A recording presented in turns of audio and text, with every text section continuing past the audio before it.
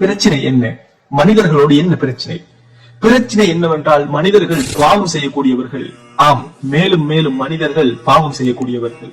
வமா ஹலக்துல் ஜின்ன வல் இன்ஸ இல்லா லியஅ்புதூன். என்னை வணங்குவதற்காகவே அன்றி மனிதர்களையும் ஜின்களையும் நான் படைக்கவில்லை. நாம் பாவம் செய்யக்கூடிய பாவிகளாக இருக்கிறோம். ஒவ்வொரு மதத்திலும் பாவம் செய்யக்கூடியவர்கள் இருக்கிறார்கள். கிறிஸ்தவர்கள் அதனை ஏற்றுக்கொள்கிறார்கள், யூதர்கள் அதனை ஏற்றுக்கொள்கிறார்கள், இந்துக்கள், பௌத்தர்கள், சீக்கிய மதத்தை பின்பற்றுபவர்கள், இவர்கள் எல்லோருமே ஒரு விடயத்தில் உடன்படுகிறார்கள். மனிதர்களுக்குள்ள பிரச்சனைக்கான காரணம் என்ன தெரியுமா? மனிதர்கள் பாவம் செய்யக்கூடியவர்கள். பாவத்தில் இருந்து எப்படி விலகி நடப்பது? ஒரு அரசாங்கத்தை எடுத்து பாருங்கள். அந்த அரசாங்கம் அதன் குடிமக்களுக்கு தண்டனை கொடுப்பதற்கு அதற்கு உரிமை உள்ளது. இது அனைவருக்கும் தெரியும். சமூகத்தில் நடக்கின்ற பெரிய பெரிய குற்றங்களை எடுத்து பார்த்தால் குற்றவாளிகளின் தலையெழுத்தை மாற்றும் சக்தி ஒரு அரசாங்கத்திற்கு உள்ளது. அவர்களுக்கு தண்டனை கொடுக்க முடியும், ஜெயிலில் அடைக்க முடியும், மரண தண்டனை கூட வழங்க முடியும், தண்டப்பணம் அறவிட முடியும். சிந்தித்து பாருங்கள், மக்களுக்கு தண்டனை கொடுக்க அரசாங்கத்தால் முடியும் என்றால் அல்லாஹ்வால் முடியாதா?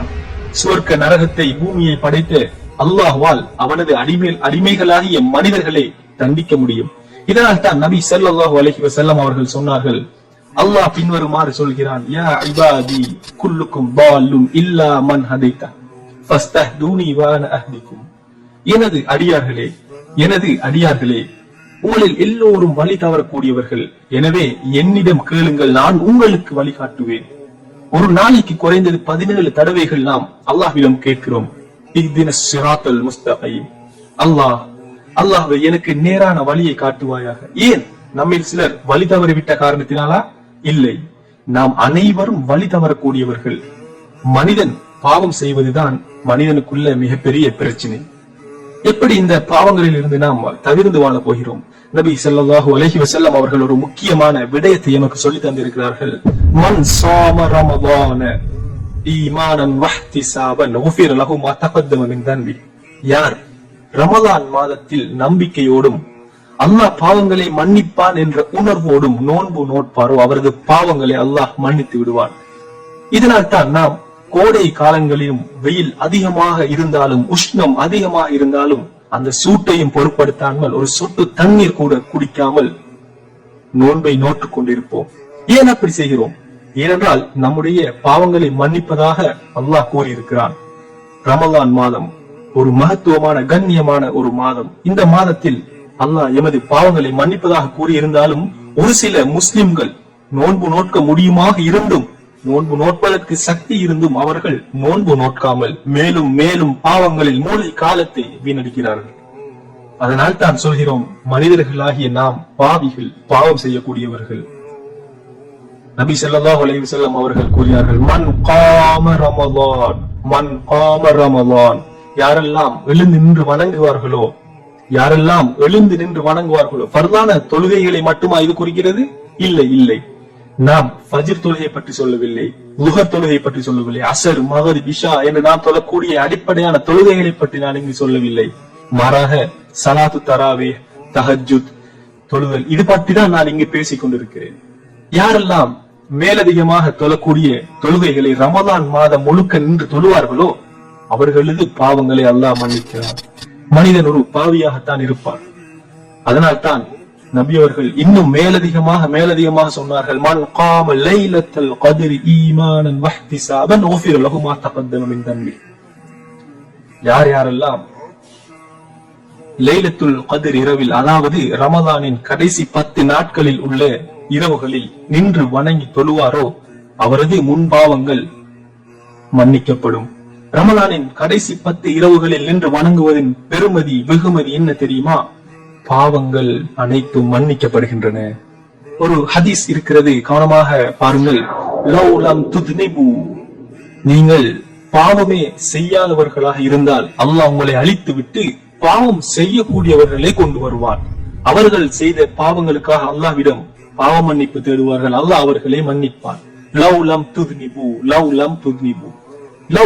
லவ் என்று வரக்கூடிய இந்த சொற்பிரயோகத்தின் பொருள் என்ன தெரியுமா? ஆள் என்ற பொருள் இல்லை. நன்றாக கவனிக்க வேண்டிய ஒரு விடயம், அரபியிலே லவ் என்று பயன்படுத்தப்படுவது நடக்காத ஒரு விடயம், சாத்தியமில்லாத ஒரு விடயத்தை குறிப்பிடுவதற்காகத்தான் இது பயன்படுத்தப்படும். நீங்கள் பாவம் செய்யவில்லை என்றால் இது சாத்தியமே இல்லாத ஒரு விடயம். எனவே மனிதர்களும் ஜின்களும் பாவம் செய்யக்கூடியவர்கள்.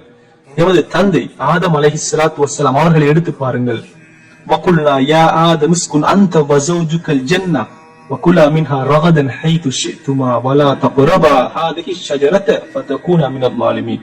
ஆதமே, நீங்களும் உங்களுடைய மனைவியும் தோட்டத்தில் வாழுங்கள். தோட்டத்தில் நீங்கள் விரும்பியதை எல்லாம் உண்ணுங்கள், சாப்பிடுங்கள். ஆனால் இந்த மரத்திற்கு அருகில் மட்டும் செல்ல வேண்டாம், போகவே வேண்டாம். அவ்வளவுதான், ஒரே ஒரு கட்டளை தான். ஆனால் ஆதம் மற்றும் அவருடைய மனைவியும் அந்த மரத்திற்கு அருகில் சென்றார்கள். இதிலிருந்து என்ன தெரிகிறது? மனிதர்கள் பாவம் செய்யக்கூடியவர்கள். இன்னொரு உதாரணத்தை நான் உங்களுக்கு கூறுகிறேன். மனிதன் படைக்கப்பட்ட ஆரம்ப காலகட்டத்திலேயே கொலை நடக்கிறது. ஆதமுடைய முதலாவது மகன் கொலைகாரனாக மாறுகிறான். அமெரிக்காவை எடுத்து பாருங்கள். அமெரிக்காவில் வருடாந்தம் 16,000 17,000 பேர் கொலை செய்யப்படுகிறார்கள். வருடாந்தம் 30,000 பேர் தற்கொலை செய்து கொள்கிறார்கள். பொய்யர்களும் கள்வர்களும் ஏமாற்றுக்காரர்களும் பாவம் செய்ய செய்ய ஒரு கட்டத்தில் அவன் ஒரு பெரும் பாவியாக மாறுவான். அல்லாஹ்வின் கட்டளைகளோடு அல்லாஹ்வின் கட்டளைகளுக்கு மாறு செய்து ஒரு ஷைத்தானாக மனிதன் மாறுவான். முடிவு எமது கையில் தான் உள்ளது. பாதையை நாம் தான் தெரிவு செய்ய வேண்டும். லா இக்ராஹ ஃபித்தீன். மார்க்கத்தில் எவ்வித நிர்பந்தமும் இல்லை.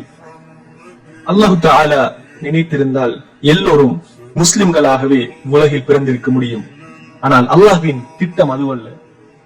அல்லாஹ் நம் அனைவருக்கும் ஒரு சந்தர்ப்பத்தை தர விரும்புகிறான். அது என்ன சந்தர்ப்பம் தெரியுமா? அல்லாஹுக்கு கட்டுப்பட்டு அவனது வார்த்தைகளை எமது வாழ்க்கையாக மாற்றிக் கொள்வதற்கான அந்த சந்தர்ப்பத்தை எமக்கு தர பார்க்கிறான். எனவே ரமலான் மாதம் எமக்கான ஒரு சந்தர்ப்பம். எமது பாவத்தில் இருந்து விடுபட எம்மை ஒரு மிகச்சிறந்த மனிதனாக வாழ வைப்பதற்கான ஒரு சந்தர்ப்பம். நான் இதை உங்களுக்கு நினைவூட்ட விரும்புகிறேன், ஞாபகமூட்ட விரும்புகிறேன். நாம் மரணிக்க முன்னர் இவ்வுலகில் நாம் செய்த பாவங்களில் இருந்து விடுபடவில்லையானால், பாவ மன்னிப்பு தேடிய நிலையில் எமது உயிர் எம்மை விட்டு பிரியவில்லையானால் எமது தங்குமிடம் நரக நெருப்பாகத்தான் இருக்கும். அல்லாஹ் நம் அனைவரையும் காப்பாற்ற வேண்டும்.